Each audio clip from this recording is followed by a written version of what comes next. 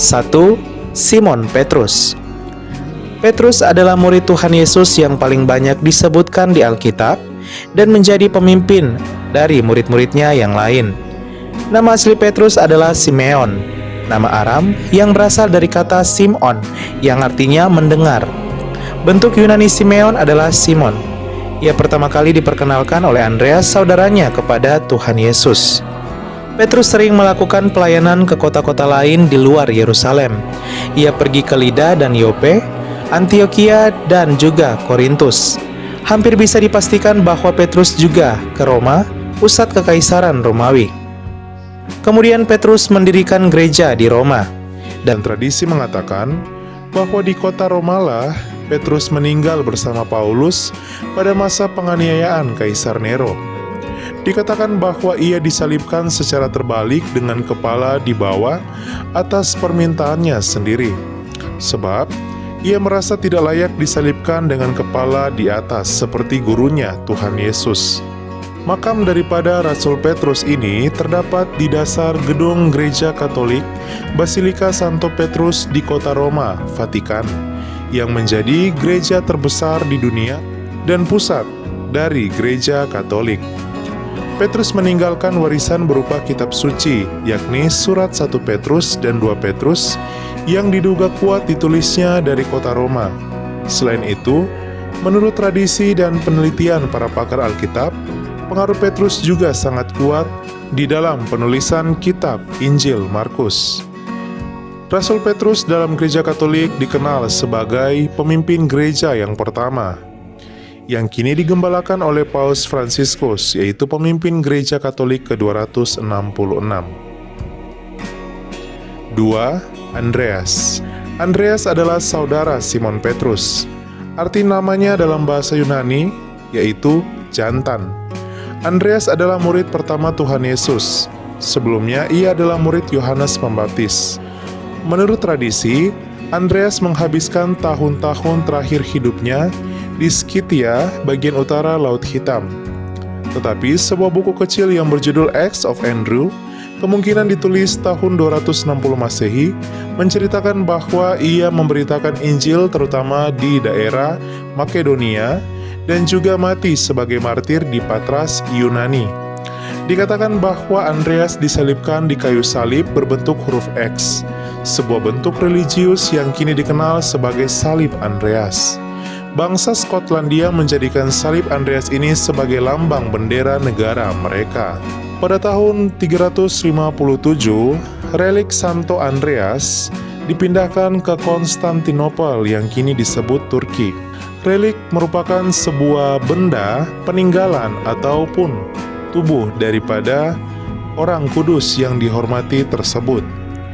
Pada tahun 867, tengkorak daripada Rasul Andreas ini dikirim kembali ke Patras, dan pada tahun 1208, tengkorak yang tersisa di Konstantinopel dikirim ke Amalfi, Italia.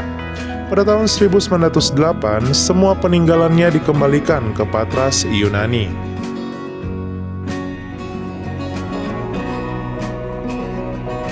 Tiga, Yakobus. Nama Yakobus berasal dari bahasa Yunani, Yakobos, yang diambil dari bahasa Ibrani, Yakov atau Yakub, artinya penipu. Nama ayahnya adalah Zebedeus.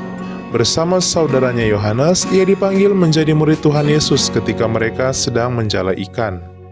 Nubuatan Tuhan Yesus akan kematian Yakobus kelak digenapi ketika Raja Herodes membunuh Yakobus dengan pedang sekitar tahun 44 Masehi. Kisah Para Rasul bab 12 ayat 2. Yakobus menjadi martir pertama dari 12 murid Tuhan Yesus. Selain Yudas Iskariot, hanya kematian Yakobuslah yang dicatat di Alkitab. Yakobus juga dikenal sebagai Santo Pelindung negara Spanyol. Menurut tradisi yang lain, ia dikatakan telah dimakamkan di Santiago de Compostela setelah jasadnya dibawa ke sana ketika ia dipenggal di Yerusalem. Situs ziarah ini berasal dari abad ke-9. 4.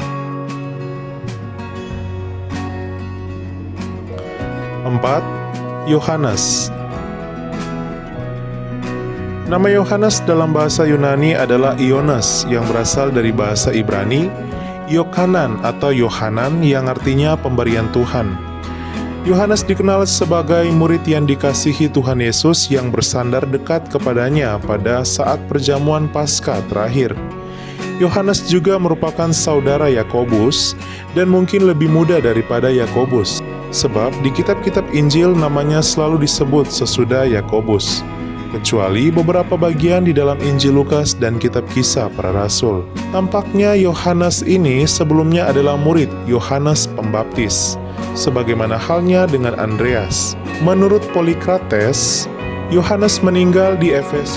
Yohanes adalah murid Tuhan Yesus yang paling lama hidupnya di antara murid-murid yang lain. Mungkin inilah arti tersirat dari Yohanes bab 21 ayat 23. Yohanes adalah penulis Injil Yohanes. Dia juga menulis 3 kitab, yakni 1 Yohanes, 2 Yohanes, 3 Yohanes, serta kitab Wahyu. Dengan demikian, Yohanes adalah murid Tuhan Yesus yang paling banyak menulis kitab suci, dan dikenal sebagai Rasul Kasih yang banyak menulis tentang kasih. Ia membuktikan bahwa wataknya yang keras itu telah diubahkan oleh Tuhan Yesus. Dilansir dari situs ChristianityExchange.com, jenazah dari Rasul Yohanes ini belum ditemukan.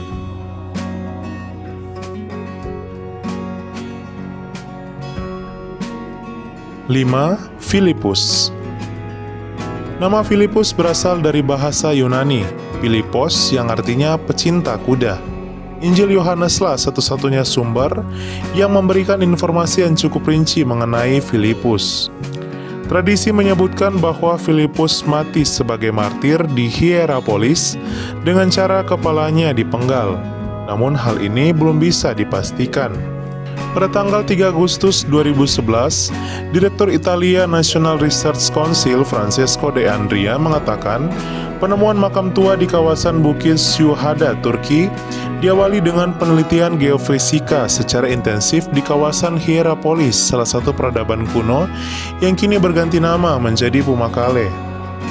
Dilansir dari situs yang lain, sejumlah ilmuwan dan arkeolog dari Italia baru-baru ini menemukan sisa makam kuno yang diklaim milik salah satu pengikut Yesus, yaitu Santo Filipus.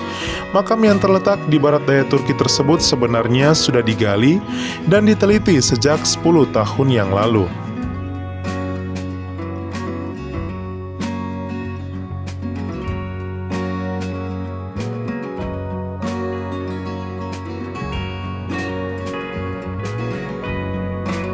Enam, Bartolomeus. Nama Bartolomeus berasal dari bahasa Yunani, Bartolomaios. Nama ini berasal dari 2 kata Aram, yaitu bar dan tolmai atau talmai. Dalam bahasa Aram, bar artinya adalah anak lelaki. Karena itu, Bartolomeus secara harfiah berarti anak talmai. Sejarawan gereja yang terkemuka mengatakan bahwa Bartolomeus atau Nathanael melayani India dan meninggalkan sebuah kopi Injil Matius di sana. Tradisi lain juga menceritakan bahwa ia melayani Ethiopia, Mesopotamia atau kini Irak, Partia, dan Likaunia. Bartolomeus juga dikenal sebagai yang membawa Injil ke negara Armenia. Tradisi lain mengatakan bahwa Bartolomeus telah mati menjadi martir di Albanopolis, Armenia, dengan jenazahnya dibelenggu. Dan kini jenazahnya berada di Basilika Santo Bartolomeus di Roma pada tahun 1180. 7. Thomas. Thomas adalah salah satu murid yang paling banyak disebut di dalam tradisi gereja perihal pelayanan, karya, dan kematiannya. Namun tradisi yang paling bisa dipercaya adalah yang menyebutkan bahwa Thomas menjadi misionaris di negara India. Konon ia mati sebagai martir di sana dan dikuburkan di Milapori yang sekarang pinggiran kota Madras. Nama Thomas terus dikenang oleh sebuah gereja yang bernama Mar Thoma yang berarti Tuan Thomas. Ada banyak buku yang diklaim ditulis oleh Rasul Thomas, yang paling terkenal adalah Injil Thomas. Namun, semua buku tersebut ternyata adalah palsu sehingga tidak dimasukkan dalam Alkitab. Sumber lain menyebutkan bahwa ada sejumlah tempat yang terkait dengan kemartiran dan penguburan Rasul Thomas. Tetapi yang paling umum diterima yaitu saat Thomas menjadi martir di Gunung Thomas di India dan pemakamannya berada di dekat tempat Basilika St. Tom. Basilika ini adalah sebuah gereja Katolik yang dibangun di India untuk menghormati Rasul Thomas.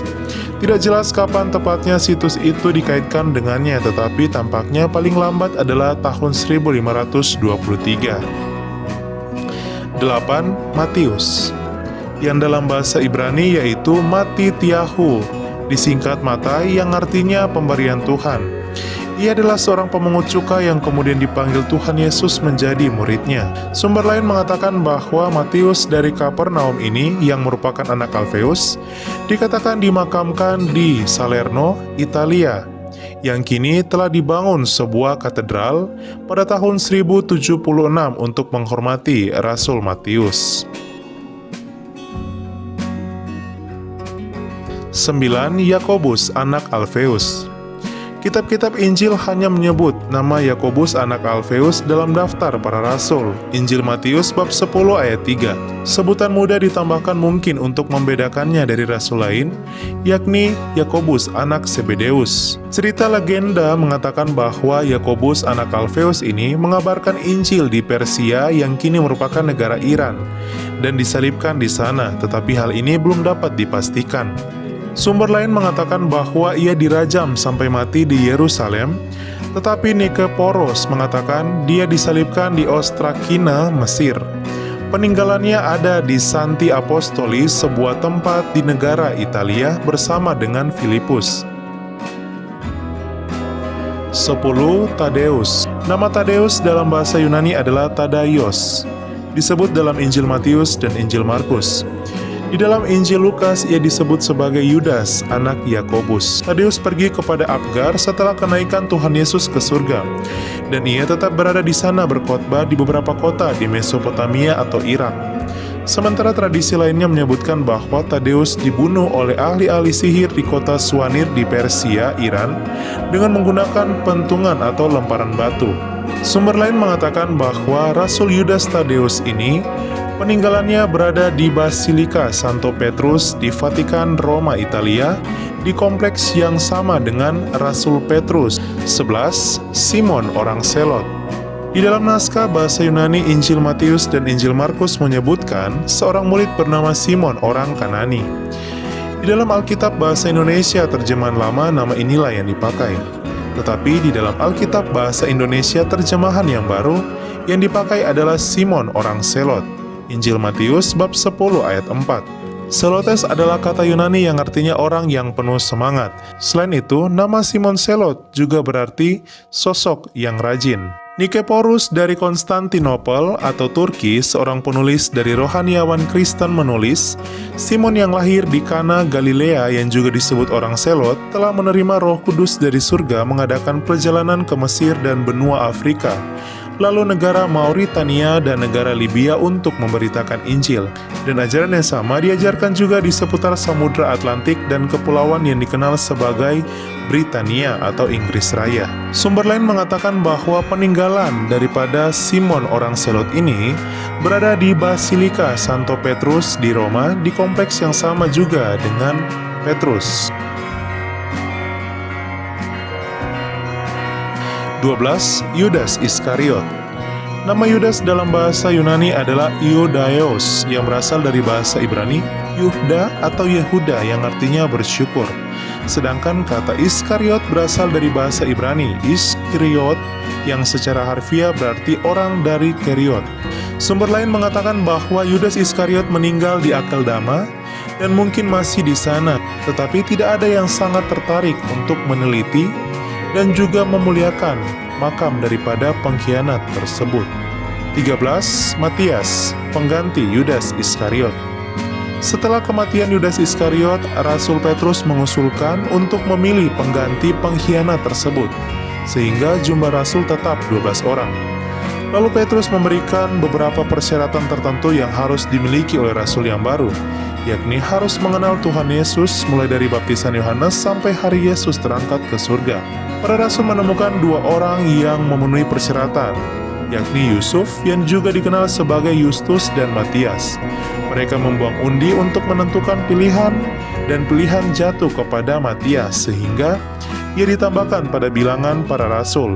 Dilansir dari sumber yang lain, orang-orang Yunani mengklaim bahwa Matias dimakamkan di Gonio, negara Georgia, tetapi umat Katolik juga telah memiliki relikwinya di biara Santo Matius di Trier, Jerman, sejak tahun 1148. Ya, sahabat Angker dan Data Channel, itulah dia kisah akhir hidup daripada 12 Rasul Yesus dan juga makam daripada mereka. Semoga kiranya apa yang menjadi pewartaan daripada 12 murid Yesus ini dapat diteruskan oleh umat Kristiani hingga sampai saat ini agar menjadi buah-buah pewartaan yang menghasilkan kabar sukacita bagi dunia.